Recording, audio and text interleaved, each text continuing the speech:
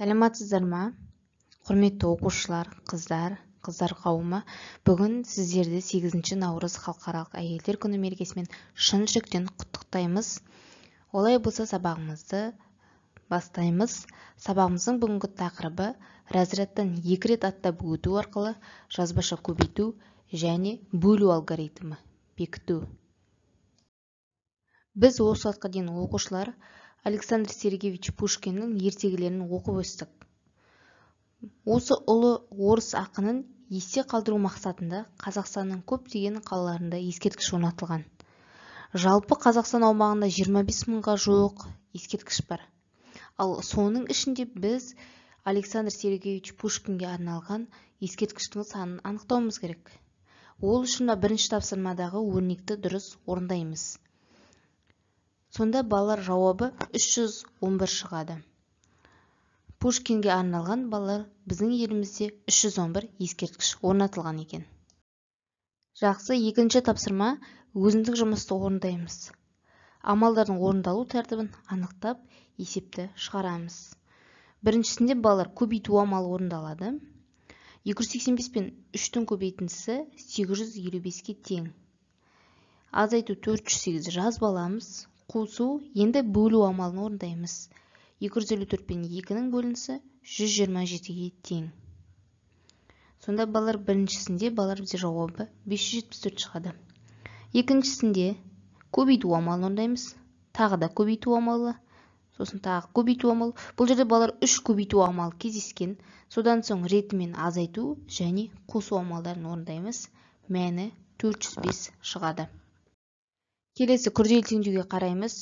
398 пен x-тің қосындысы 69 пен 8-дің көбейтіндісіне тең. Енді оны қарапайым теңдеуге айналдырамыз. 398 пен x-тің қосындысы 552-ге тең.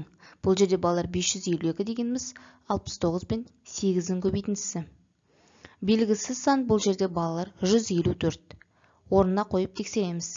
Екіншісінде, екінші теңдеу 7 мен x-тің көбейтіндісі тең 245 пен 5-тің бөлінісіне. Бұл жерде 245 пен 5-тің бөлінісі 49-ға тең. 49 пен 7-нің бөлінісі 7-ге тең. Орнына қойып тексереміз. Келесі, төртінші есеп, мәтін есеп. Пушкиннің музейіне бару үшін әр қайсысында 25 студенттен 4 топ және әр қайсысында 25 оқушыдан 3 топ жолға шықты. Барлығы қанша адам жолға шықты? Бұнда балалар есебіміз 3 амалмен шығарылады. Әуелі 25 пен 4-тің көбейтіндісін тауып, біз студенттің санын анықтаймыз. Және 25 пен 3-ті көбейтіп, қанша оқушы барғанын анықтаймыз. Барлығын қоссақ, 175 адам жолға шықты. Келесі осы есептің әсі. Саяхат кезінде барлығы 500 фотосурет түсірілді. Олар 36 суреттен 3 альбомға орналастырылды. Альбомға орналастырылмаған неше фотосурет қалды? Бұл жерде 36-ны 3-ке көбейтіп аламыз. Әуелі 500-ден шыққан санды азайтамыз. Сонда 392 фотосурет қалды. Келесі 5-ші есеп. Амалдардың орындалу тәртібін реті бойынша есептейміз, сосын шығарамыз. Содан соң 6-шы есеп, балалар бізге оқулықта 89 ретте 2 сурет берілген. Сол өрнектерге сәйкес келетін есептер құрастыру керек. Бұл жерде балалар сонда бізге А, Ә, Б, В, Г, Д 6 нұсқасын қарастырған, бірақ біз тек бір амалмен ғана, бір нұсқамен ғана есепті шығардық. Гүлназ кітап дүкеніне барды. Ол 198 теңге тұратын Алтын айдарлы әтеш туралы ертегі және 135 теңге тұратын Пушкиннің ертегілері кітабын сатып алды. Гүлназ қанша теңге жұмсады? Келесі 7-ші есеп балалар. Есептің асы 2 қорапқа 49 ойыншық салынды. 3 қорапқа дәл осындай қанша ойыншық салуға болады? Ол үшін әуелі балалар біз бір қорапқа қанша ойыншық салатынын анықтап алайық. Анықтап алу үшін әуелі 46 мен 2-ні бөлеміз. Сонда бір қорапқа 23 ойыншық сияды, ал 3 қорапқа 69 ойыншық салуымызға болады.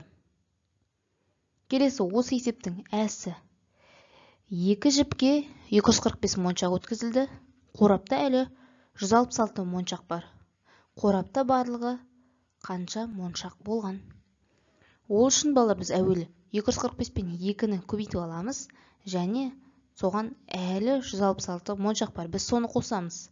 Сонда барлығы шығады. Енді бұл есептің соңғысы 7-ші есептің бысына қарайық. Орамда 32 метр мата бар. Оның 8-ден 1 бөлігі қиып алынды. Орамда қанша метр мата қалды? Бөлігі бойынша санды табамыз. Ол үшін біз бірінші 32-ні 8-ге бөліп, 1-ге көбейтеміз. Сонда 4 метр мата қиып алынды. Ал қанша метр мата қалды? Ол үшін барлығынан қиып алынған бөлігін алып тастаймыз. 32 мен 4-дің айырмасы балалар 28 метр. 28 метр мата қалды. Ең соңғы 9-шы есепке қарайық мұқият. 3 дос үстел үстінде жатқан фломастерлерді қалай бөлісетіндіктерін ақылдасты. Бірінші Арман айтты. Егер әр қайсымыз 6 фломастерден алатын болсақ, онда 2-і артық қалады. Ал егер 7 фломастерден алатын болсақ, онда 1-і жетпей қалады деді. Үстел үстінде қанша фломастер болған? Сонда балалар, үстел үстінде 20 фломастер болды.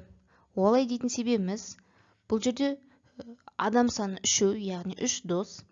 Егер оның әрқайсысы 6-6-тан алатын болса, онда 6 мен 3-тің көбейтіндісі 18, және оның қасында тағы да 2 қалады. 18-ге қоссақ 20.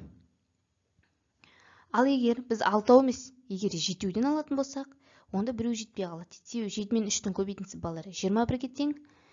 Енді 1-і жетпей қалады деді, біз оны аз етеміз. 21 мен 1-дің айырмасы 20. Балалар, сізге сабақ түсінікті болды деген ойдамын. Каналға жазылып қойды ұмытпаңыз. Сау болыңыз балалар.